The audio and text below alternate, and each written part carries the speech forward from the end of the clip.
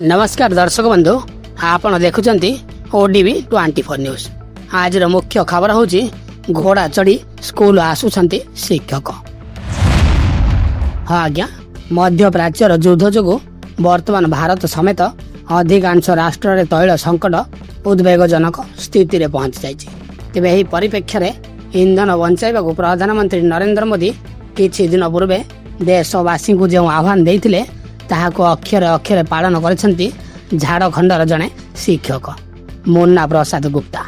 यही शिक्षक जनक तातीदिरी स्थित एक स्कूल रे कार्यरत अछंती। वर्तमान तांको जनगणना कार्य नियोजित करा जायथिबा बेले से एक अंचल सरकारी स्कूल रे प्रतिदिन पहुंचवाक पड़ुछि।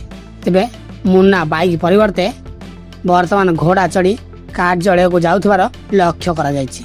तेबे मुन्ना कहिसंती जो हारे पेट्रोल डीजेल मूल्य वृद्धि पाउछि जड़े साधारण सरकारी कर्मचारी बाइक कार रे ऑफिस जीवा कष्टकर हो पड़ुछि। एभली स्थिति रे घोड़ा चढ़ी कार्यस्थल रे पहुंचवा सस्ता प्रमाणित होउछि बोली से कहते। तेबे मुन्नांक घोड़ा चढ़ा वीडियो वर्तमान सामाजिक गणमाध्यम रे प्रकट होइथिबा बेले उपभोक्ता माने तांकर अभिमुख्य को प्रशंसा मध्य करुछंती। तेबे दर्शक बंधु आपनकर मतामत कौन? आपण मध्य एपर किसी कार्यकलाप देखि आपण को कौन लगुच कमेंट करी निश्चय जनातु। वर्तमान ପାଇଁ विदाय दियंतु। पुणी देखा हबो परवर्ती वीडियो रे।